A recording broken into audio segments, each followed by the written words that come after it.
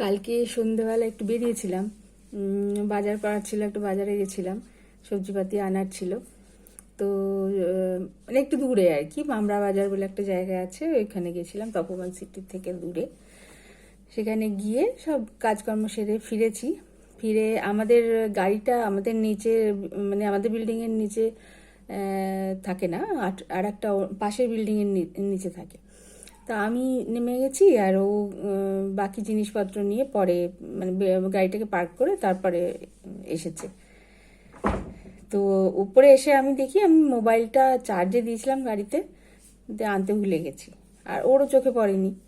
আর আমি মানে যতক্ষণ আমি ভাবছি কখন ও আসবে, মানে যেই শুনে দেখেছি মোবাইলটা নেই আমার হাতে, আমার কাছে, আমার একবারে সে হাঁকুপাকু অবস্থা।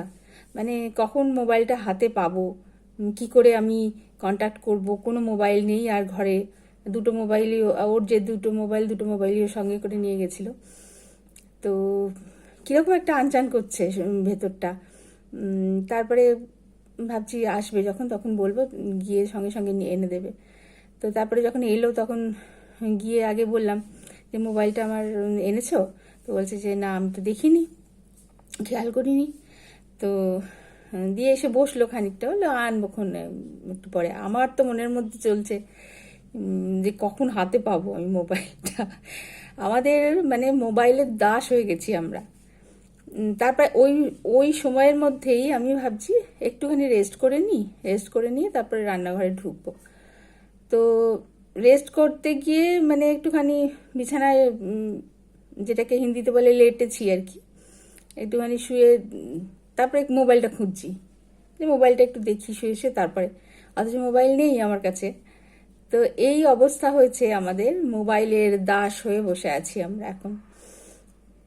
তো যেটা যেটা আমার, যেমন আমার বর এসে বললো যে তুমি যখন বিয়ের পর পর গিয়েছিলে মধ্যপ্রদেশে, তখন একটা মানে কোয়ার্টারে আমার জিনিসপত্র বিশেষ ছিল না, তখন সমস্ত কিছু খালি কোয়ার্টার, বিরাট বড় কোয়ার্টার, সেখানে নাইট ডিউটি গেছে আমার বর, প্রথম আমার একা থাকা।